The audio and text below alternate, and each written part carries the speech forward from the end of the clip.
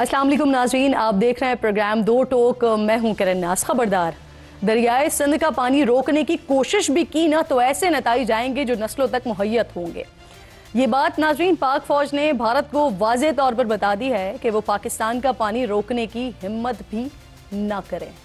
भारत ने पानी को हथियार के तौर पर इस्तेमाल किया तो खामोश नहीं बैठेंगे हम। लेफ्टिनेंट जनरल अहमद शरीफ चौधरी ने इंडिपेंडेंट उर्दू को दिए गए इंटरव्यू में मजीद कहा कि कोई पागल शख्स ही ये सोच सकता है कि वो इस मुल्क के 24 करोड़ से ज़ायद लोगों का पानी रोक सकता है।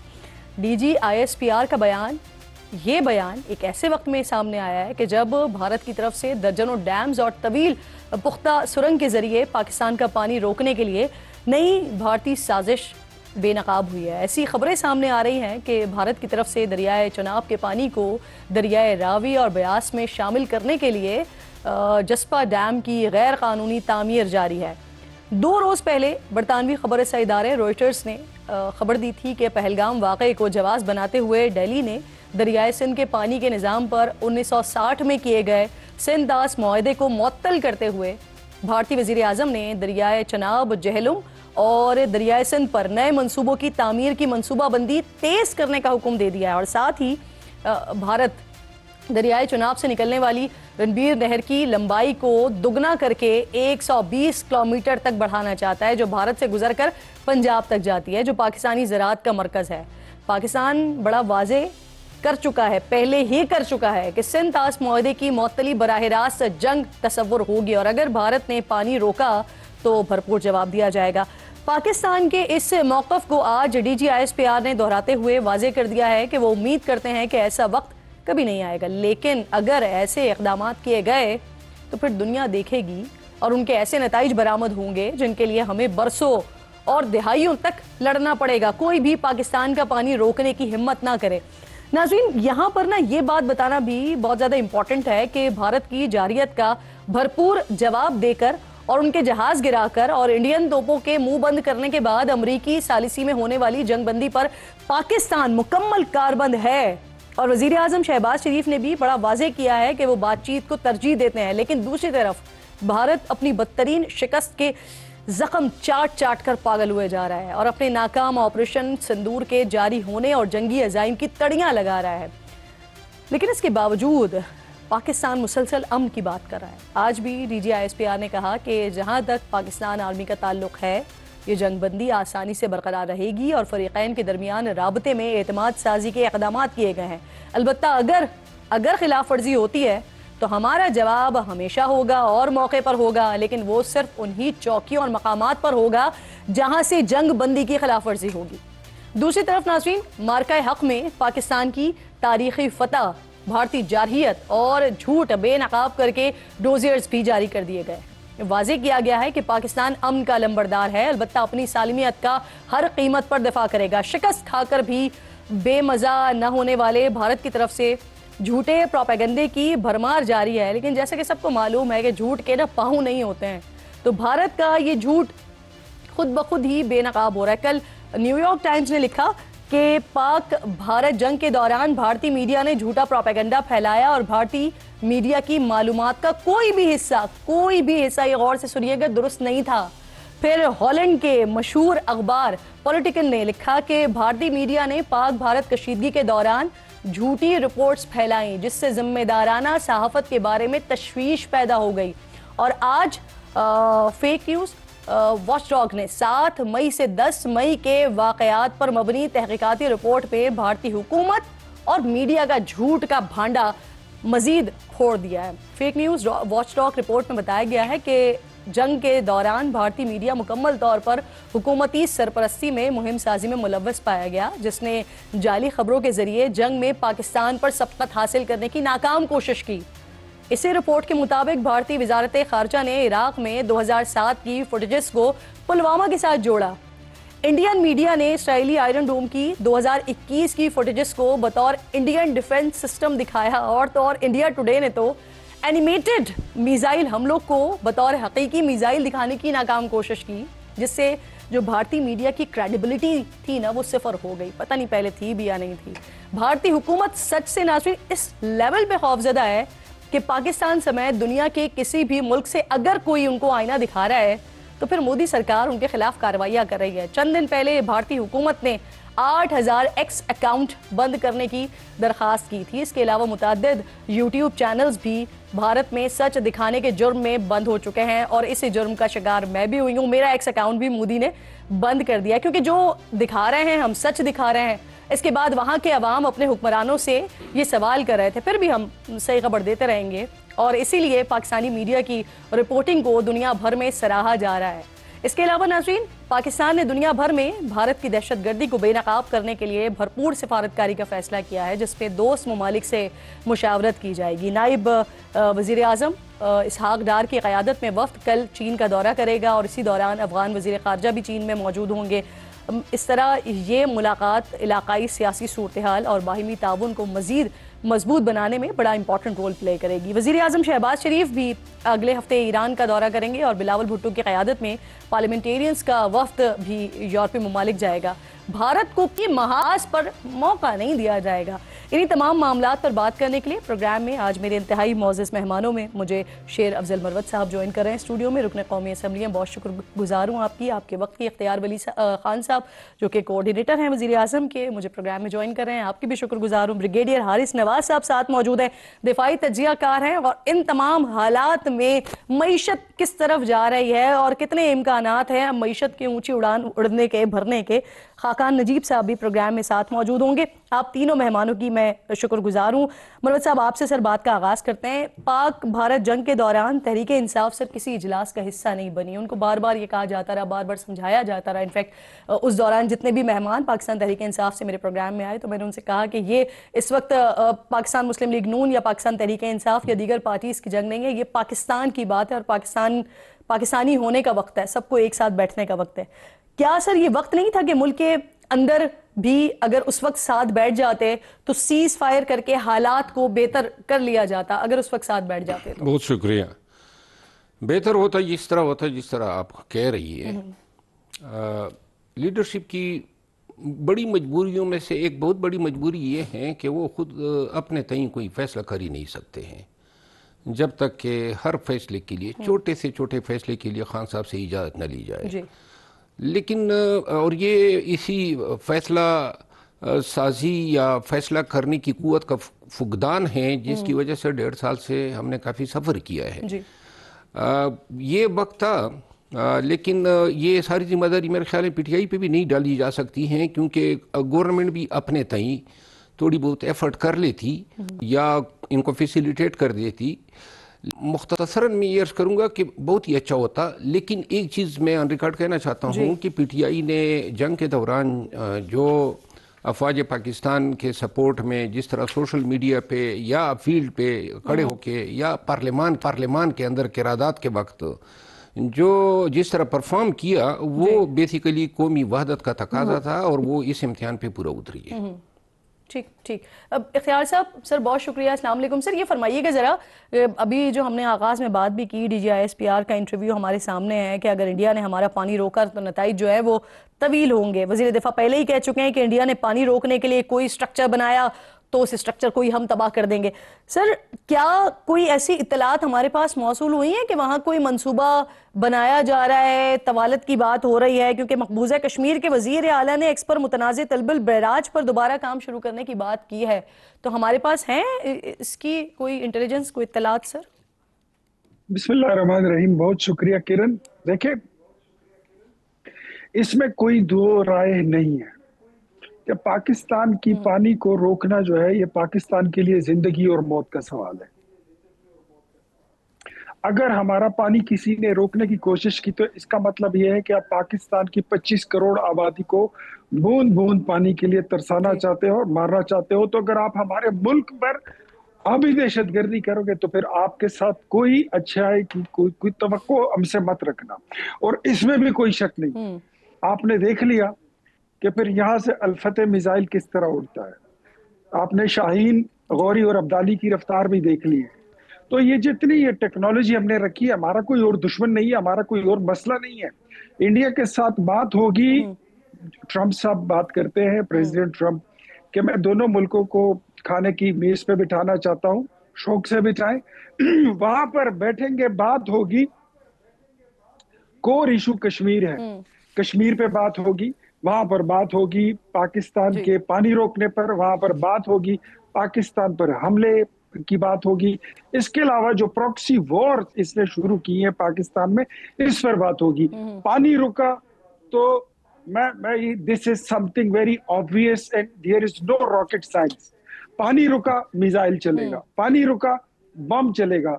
पहले तुमने पहल की थी, और फिर इस इख्तियार बार साहब, हम पहल हम करेंगे। पहल और करेंगे। ये भी हमने हम उसको बता पहल कर दिया। एग्जैक्टली यही मैं आपसे पूछ रही थी सर, क्योंकि हम पहले ही बोल चुके हैं कि ये एक्ट ऑफ वॉर तस्लीम किया मैं जाएगा यही अगर आपको पानी बता रोकने की रहा था कोशिश की जाएगी, तो कि हम हमारी तरफ से पहल होगी ये सर। जो पहले सिचुएशन, पहले सिचुएशन जो रही वो ये थी कि हमने पूरी दुनिया को ये बता दिया कि पाकिस्तान अमन पसंद मुल्क है, Pakistan is a peace loving country. But इसका मतलब ये नहीं है कि आप हमला भी करो, आप पानी भी रोको और हम अमन की गर्दान लड़ाते रहें और उसको ढोलक पीटते रही। नो, जब बात होगी तो फिर इसी पर होगी, और अगर पानी रुका तो इसको हम हमला तस्वर करेंगे, और इसका जवाब फिर जो पहले ठीक। आपको दे दिया है उससे ज्यादा शिद्दत के साथ, उससे ज्यादा कुव्वत के साथ, उससे ज्यादा दर्द आपको मिलेगा, और उससे कारी जरब जो है वो फिर हम लगाएंगे। और ये भी मेरे ख्याल में अब बिल्कुल दुनिया ठीक, को समझ बिल्कुल आ ठीक। गई है।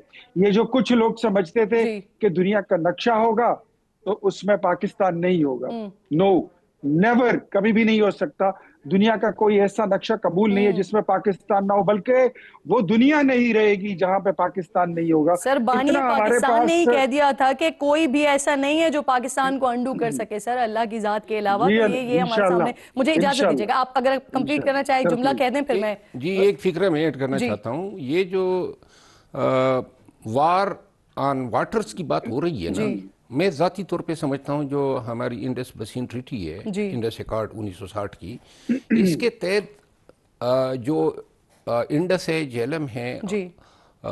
ये और चनाब, इनके 20% जो हैं वो इंडिया ने यूटिलाइज करने हैं, 80% हमारे पास। जी। जो ब्यास वगैरह हैं उनके 80% उन्होंने यूटिलाइज करने हैं, 20% तीन हमारे पास, तीन उनके पास। तीन, जी। लेकिन उसमें भी 20%। अब 20%, जो जी। रिवर झेलम और इंडस का जो 20% इनके पास है, वो उनके पास इतना इंफ्रास्ट्रक्चर नहीं है कि वो उसको यूटिलाइज कर ले। अगर इन्होंने पानी रोकना है तो इसके लिए जो इंफ्रास्ट्रक्चर दरकार है वो जी। 1 साल 2 सालों में बिल्कुल मुमकिन नहीं एग्जैक्टली है। बात यही है, 1-2 साल में मुमकिन नहीं है, लेकिन अगर 8-10-15 साल के बाद भी उनका वो इंफ्रास्ट्रक्चर मुकम्मल होता है तो ये भी तो सर सवाल है ना कि वो बना ही ऐसी चीज क्यों रहे। और ब्रिगेडियर साहब, सर सवाल यही आपकी तरफ लेकर आना चाहती हूँ कि जो इंडस वाटर ट्रीटी है, इस पर पहले पाकिस्तान की तरफ से भरपूर जवाब दोनों तरह से दिया गया। हमने बता भी दिया कि ये एक्ट ऑफ वॉर तस्लीम किया जाएगा अगर आप कोई इस तरह की हरकत करेंगे, और फिर उसके बाद जो कुछ इंडिया की तरफ से किया गया हमने वैसे भी भरपूर जवाब दिया। फिर उसके बाद वर्ल्ड बैंक की तरफ से भी बताया गया कि इस ट्रीटी को मुअत्तल नहीं किया जा सकता। उसके बाद भी भारत से इस तरह की खबरें आना कि वो कोई इस तरह का इंफ्रास्ट्रक्चर अपना तैयार कर रहे हैं जो आजकल नहीं लेकिन शायद 10-15 साल के बाद हमें वो तैयार खड़ा नजर आए, उसके बाद भी वो कर रहे हैं सर। देखें किरण, बात यह है कि इस वक्त इंडिया को जिस तरीके से मार पड़ी है और जितना दुनिया में इनका मुंह काला हुआ है, जिस तरीके से इनको हजीमत उठानी पड़ी और घुटनों के बल गिर के ये जाके उसके पाँव पकड़े ट्रम्प के, इन्होंने कहा हमें डी एस्केलेशन चाहिए। अपनी आवाम को कहने के लिए, उनको अपना मुंह छुपाने के लिए कुछ भी नहीं है। तो ये इस वक्त कभी राजनाथ सिंह कह रहे जी कि वो ऑपरेशन सिंदूर अभी चल रहा है, अभी सीज फायर नहीं है, जो बातें ये कर रहे हैं ये पानी रोक नहीं सकते हैं। नंबर वन इसलिए कि इनको पता है कि ये जी। Pakistan how they will react. इन्होंने एक छोटा था भी 5% ट्रेलर देखा है हमारा, ठीक है, मैं आपको बिल्कुल सही बता रहा हूँ। अगर ये पानी रोकेंगे तो जो हम मिसाइल मारेंगे ना, इनके ये डैम टूटेंगे, जो इनका पूरा इंडिया फ्लड में जाके डूबेगा ना, फिर इनको पता चलेगा। एक तो ये कर नहीं सकते हैं। जी। Second, this has to be decided within 7 to 10 days that ये rice crop season is fast approaching. पूरा पंजाब, पूरा सिंध, आई नो, इसलिए ये पानी अभी इमीडिएटली 2 हफ्ते डिसाइड हो जाना चाहिए। इसके बाद वी विल स्टार्ट सफरिंग। तो आई थिंक हुकूमत पाकिस्तान को बड़ी क्लियर बात करनी चाहिए। अगर आज 1 हफ्ते में पानी नहीं छोड़ते then we have to talk to anyone. American को वार्न करें, जिसको भी कर रहे हैं, and then we take step clear. और इसके साथ भी हम हैं स्ट्रॉन्ग विकेट के ऊपर। We have to negotiate very strongly as a victor. और जो बाप नेगोशिएशन करते हैं, जो स्ट्रॉन्ग विकेट पे होता है वो अपनी टांग मनवाता है। और वो हमें सब पता है कि हमने क्या बात करनी, कहाँ निगोशिएट करना है। सही। सर मुझे ये भी फरमाइएगा जरा, क्योंकि जो सबसे बड़ी फतह या जो सबसे बड़ी कामयाबी जो हमने उसी दिन ही उनके दांत खट्टे कर दिए थे तैयारे गिराकर, तो वो नंबर्स जो है वो हमारे पास आते रहे, 5 आए, फिर 6 आए, फिर कहीं कहीं 7 की भी बात होने लगी। DGISPR ने आज ये कंफर्म किया कि एक मिराज 1000 भी उनका गिराया है। तो सर यानी उसके बाद कुल तादाद भी जरा कंफर्म कीजिएगा, 6 हो गई है। और ये कब गिरा है सर, ये जो मिराज गिरा है ये कब गिरा है? ये 6-7 की दरमियानी रात गिरा है या 10 को गिरा है? नहीं, ये 6-7 की रात को गिरा है या 7 को, लेकिन कंफर्म में 6 गिरा, ये कंफर्म आप हुआ है।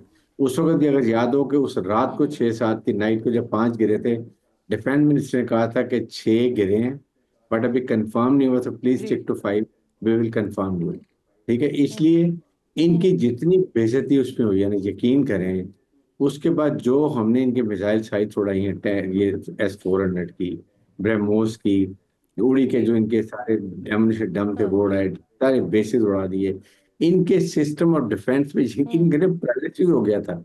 इनको समझ नहीं आ रहा कि कहाँ से क्या हुआ। अभी हमने सिर्फ इत्तफा देवान फायर किया है। आपको अच्छा पता सर, है हमारा उनका जो डिफेंस बजट है हारिस साहब, उनका जो डिफेंस बजट है वो वैसे ही हमसे 4 गुना ज्यादा था, उस पर ये अजीमत उठानी पड़ी। अब जो इंडियन मीडिया से रिपोर्ट्स आ रही हैं, जी चले 8 टाइम्स, तो सर 8 टाइम्स में ये अजीमत उठानी पड़ी है। अब ये सुनने में आ रहा है, वहां से खबरें रिपोर्ट हो रही हैं कि 50,000 करोड़ जो है वो इजाफा करने का सोचा है, इजाफे का फैसला किया है इंडियन गवर्नमेंट ने। तो क्या सोच रहे हैं मोदी? देखें किरण, बात यह है, ट्रेनिंग ऑफ पायलट्स नंबर 1 हमारी, उसके बाद एक्सरसाइजेस, प्रोफेशनलिटी, कमांड के ऊपर ट्रस्ट, जज्बा ईमानी, एंड अबव ऑल इज जज्बा शहादत। This is all force multiplier. ये 10 टाइम मोर होता है जो इनके पास नहीं है। That is the basic reason. ये आपने जिसे हमें मालूम की दुनिया की एकेडमी में 1-1.5 मिनट में 5 जहाज गिराए इतने पढ़ाई जाती है ना, अभी ये 6 जहाज पढ़ाए जाएंगे कि पाकिस्तान ने 3 राइफल, 1 मिराज, 1 Su-30 कोई, 1 मिग-29 तो ये इनको बिल्कुल ऐसे ही सर किताबें लिखी जाएंगी, ये पढ़ाया जाएगा। बिल्कुल दुरुस्त बात आपकी। हर साहब जरा मुझे बात को मजीद आगे बढ़ाने की इजाजत दीजिएगा।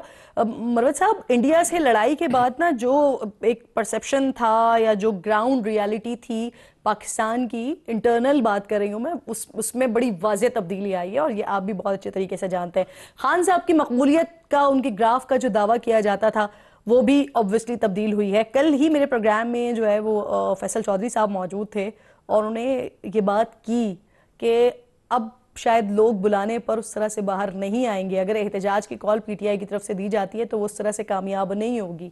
आपका क्या ख्याल है इस बारे में? आपने 2 मुख्तलिफ बातें की। एक है खान के ग्राफ की बात की।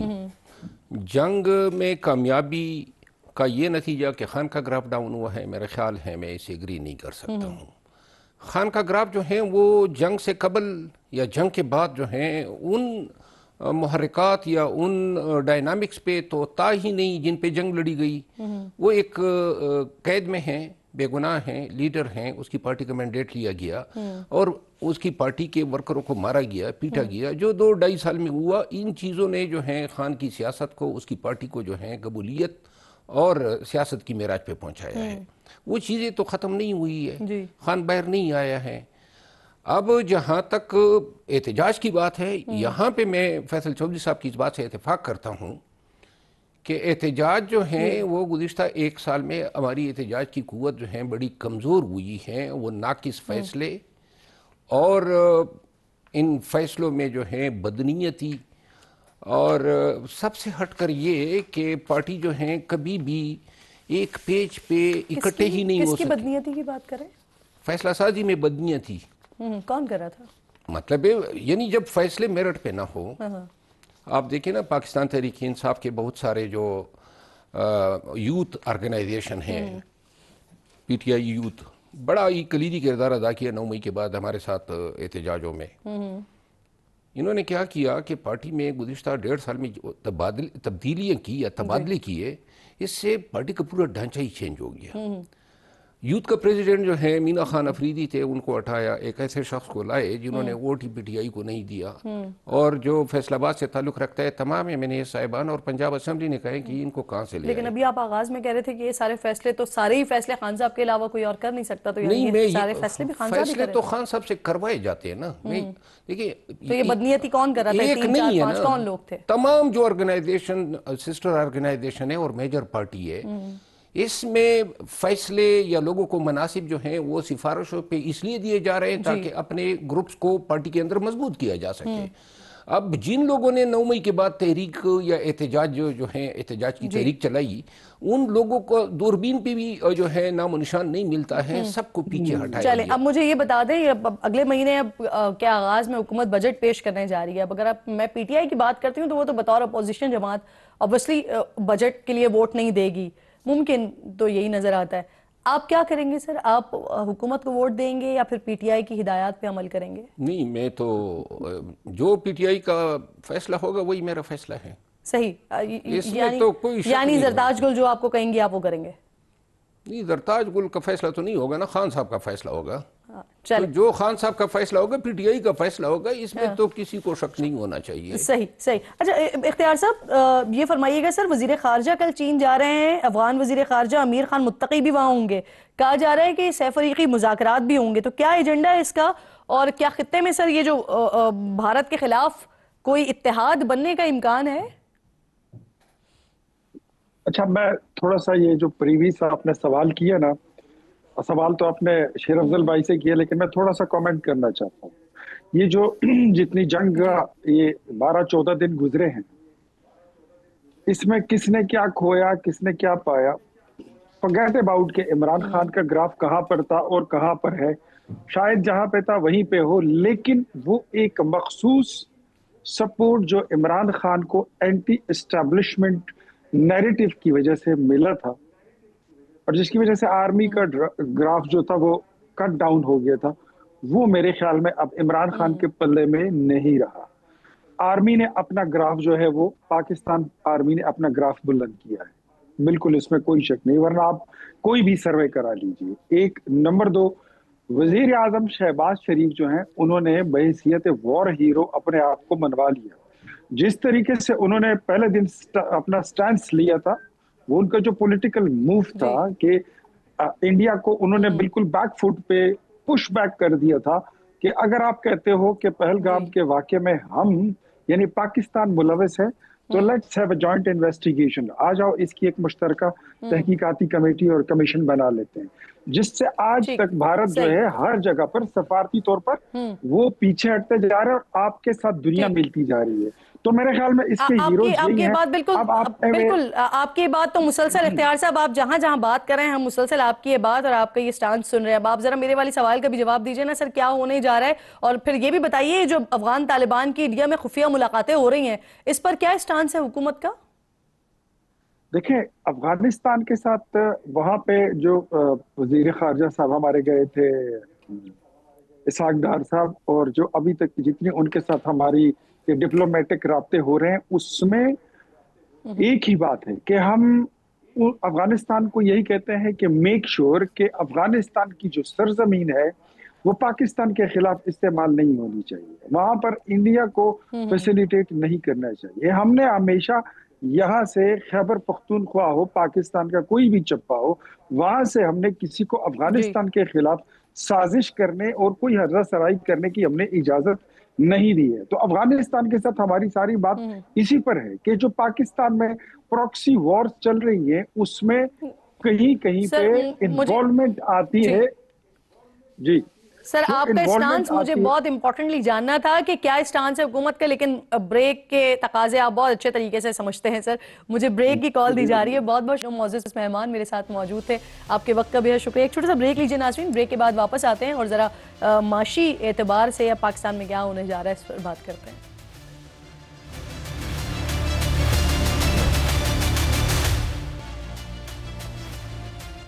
प्रोग्राम में एक बार फिर आपको खुशामदीद कहती हूँ। हुकूमत अपना दूसरा बजट यानी 2025-26 पेश करने जा रही है 2 जून को। अब इस बजट में क्या होगा? हुकूमत तो कह रही है कि जो सैलरीड क्लास है उनके ऊपर शायद जो टैक्स है वो कम होगा, लेकिन आज एक्सप्रेस ट्रिब्यून ने यह खबर दिया है कि IMF ने अगले बजट के लिए मजीद 11 शराइत रख दी हैं, जिसमें बिजली टैरिफ की रीबेसिंग है, बिल्स में डेट सर्विसिंग चार्जेस में इजाफा है, गैस टैरिफ एडजस्टमेंट है, इस्तेमाल शुदा गाड़ियों की दरामद से पाबंदी उठाना है और भी कई शराइत शामिल हैं। तो क्या इजाफा मजीद होने जा रहा है? फिर इस पर बात करने के लिए खाकान नजीब साहब माशी तजियाकार हैं, प्रोग्राम में मुझे ज्वाइन कर रहे हैं। खाकान साहब, क्या होने जा रहा है फिर? ये जो 11 नई शराइत हैं तो इसका मतलब कीमतों में इजाफा होगा?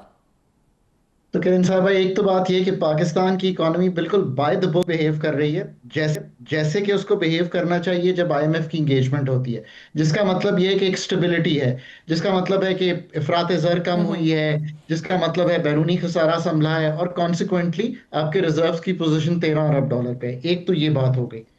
IMF का जो प्रोग्राम है वो एक कंटिन्यूटी का प्रोग्राम है। देखिए, अगर 3 साल पे मुहित प्रोग्राम है तो पहले 6 महीने के अहदाफ आपने पूरे किए और most of the things Pakistan was able to do, barring एक टैक्स की कलेक्शन शायद उस तरह से नहीं हो सकी, otherwise we were all good.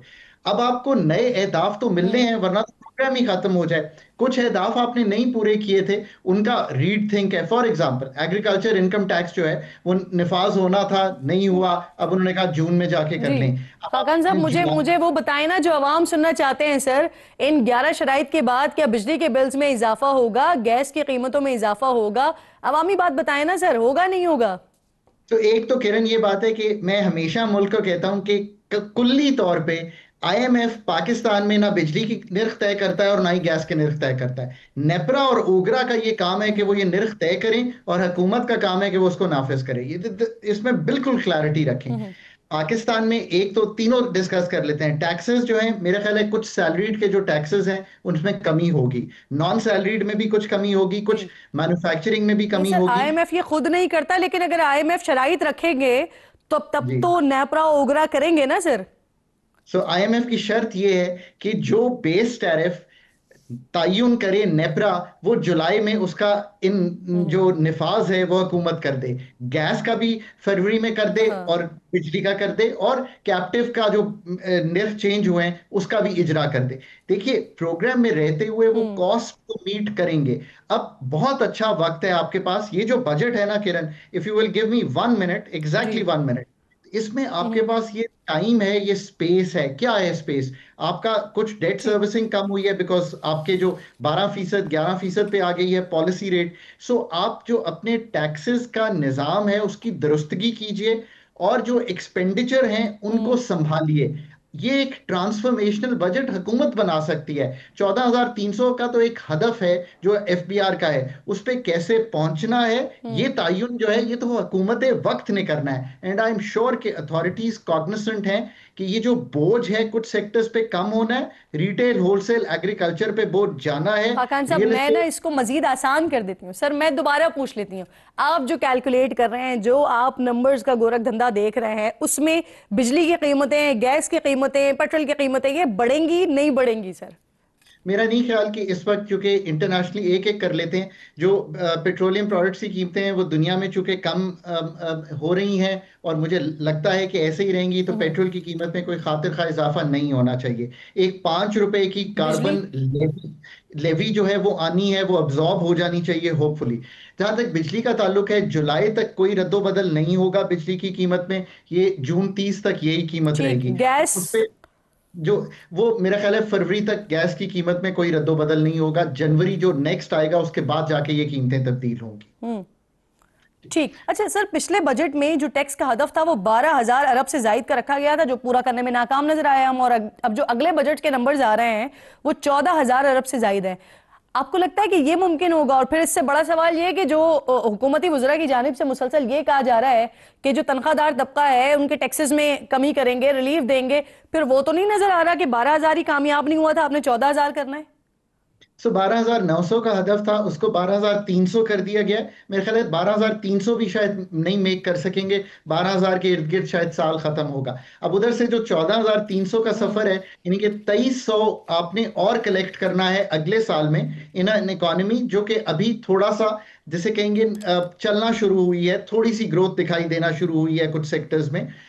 इसमें अभी भी 500-600 अरब के जो टैक्सेस का इजरा है वो डिस्कस होना है। वो कहाँ पे आते हैं, उनको कैसे लाना है। अगर आप इन्फोर्समेंट मेजर से इन 3 सेक्टर्स पे लाएंगे जो अंडर टैक्स्ड हैं पाकिस्तान में, फिर तो आपको स्पेस मिलेगी किरण का जो टैक्स है उसको कम करने की, मैन्युफैक्चरिंग के टैक्स को कम करने की, और agriculture, real estate, retail, wholesale और सबसे बढ़ के डायरेक्ट टैक्सेशन को बढ़ाने की। अगर ये नहीं कर पाएंगे, और दूसरा ये है कि एक स्पेंड अपने खर्चे कम करें, अपने जारी अखराजात कम करें। जो काम फेडरल के करने के नहीं है वो प्रोविंसेस को करने हैं। तनख्वाहदार तबके का बता दें ना, तनख्वाहदार तबके को बता दें। वैसे आपको पता है बजट बड़ा खुश सब्जेक्ट होता है, लोगों को ये इंटरेस्ट होता है कि उनके साथ क्या होने जा रहा है।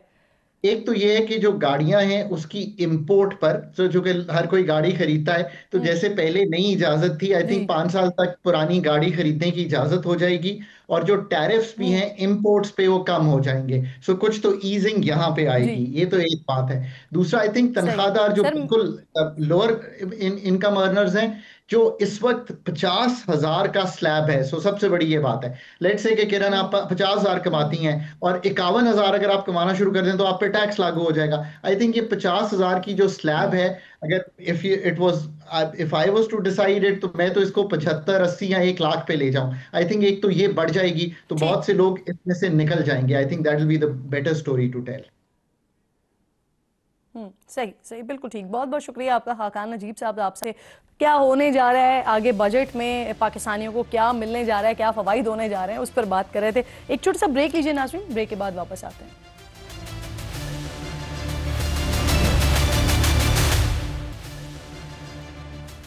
प्रोग्राम में एक बार फिर आपको खुशामदीद कहती हूँ। लाखों मासूम फ़लस्तीनियों के कातिल नेतन्याहू के यार गुजरात के कसाई मोदी ने रोहिंग्या के मुसलमानों को जिंदा समंदर में गर्क कर दिया। खत्ते में अमन को तहबाला करने और दुनिया भर में दहशत गर्दी का नेटवर्क चलाने के बाद मोदी सरकार के इंसानियत सोज मजालिम से भी पर्दा उठ गया है। रोहिंग्या मुसलमानों के साथ इंसानियत सोज सलूक पर अक़वाम मुत्तहिदा ने भारत से जवाब तलब कर लिया है। अक़वाम मुत्तहिदा की प्रेस रिलीज के मुताबिक गुज़िश्ता हफ्ते भारतीय हुक्काम ने दिल्ली से दर्जनों रोहिंग्या पनाह गुज़ीनों को आंखों पर पट्टी बांधकर अंडमान मुंतकिल किया। फिर वहां से इन पनाह गुज़ीनों को कश्ती के जरिए बहिरा अंडमान उबूर करवा कर ज़बरदस्ती म्यांमार के एक जजीरे में उतारा गया और फिर वहां से इन रोहिंग्या पनाह गुज़ीनों को तैर कर साहिल तक पहुंचने पर मजबूर किया गया, जिसके बाद से ताहाल इन अफराद के जिंदा बच जाने की कोई खबर नहीं आई है। म्यांमार के अक़वाम मुत्तहिदा के इंसानी हुकूक़ के खुसूसी नुमाइंदे के मुताबिक भारतीय हुकूमत के ऐसे गैर इंसानी इक़दामात पर गहरी तशवीश और भारत से इसका हिसाब मांगा गया है जो बैनुल अक़वामी तहफ़्फ़ुज़ के उसूलों की खिलाफ वर्जी है। अक़वाम मुत्तहिदा ने भारत से रोहिंग्या पनाह गुज़ीनों की हिरासत के खात्मे और हिरासती मराकज़ तक रसाई का मुतालबा भी किया है। भारतीय बहरिया का ये हैवानी रवैया हुक्मरान जमात बीजेपी की शिद्दत पसंद हिंदुत्व जहनियत, नफरत और अदम बर्दाश्त की सोच की अक्कास है। अक़वाम मुत्तहिदा के इंसानी हुकूक़ कमीशन ने भारतीय हुकूमत पर जोर दिया है कि वो इन वाक़यात की मुकम्मल तहक़ीक़ात करे और ऐसे इंसानियत सोज इक़दामात को फिलफौर बंद करे। भारत में म्यांमार से मुंतकिल होने वाले 93,000 से ज़ायद रोहिंग्या मौजूद हैं, जिनके साथ भारतीय हुकूमत का गैर इंसानी रवैया कई सालों से जारी है। ख़ास तौर पर नाज़रीन, मोदी हुकूमत के दौरान इन अफराद को मुसलमान होने की वजह से शदीद नस्ली इम्तियाज़ का सामना करना पड़ रहा है। बीजेपी के गुंडे अक्सर रोहिंग्यन मुसलमानों को शदीद तशद्दुद का निशाना बनाते हैं। इस हवाले से अक़वाम मुत्तहिदा पहले भी बीजेपी ओहदेदारों बशमूल इंडियन हुकूमती अरकान की तरफ से रोहिंग्या मुसलमानों के खिलाफ नस्ल परस्ताना बयानात पर तशवीश का इजहार करती रही है, जबकि मजबूरन मुल्क बदर हुए इन रोहिंग्यन अफराद की जबरन इंडिया बदरी को अक़वाम मुत्तहिदा कानूनी और इंसानी हुकूक़ की खिलाफ वर्जी करार देती रही है। प्रोग्राम का वक्त ख़त्म हो गया। इंशाअल्लाह से मुलाकात होगी। अपना और अपने मुल्क का ख़ास ख्याल रखिए। फ़लस्तीन को, कश्मीर को अपनी दुआओं में याद रखिए। अल्लाह निगहबान।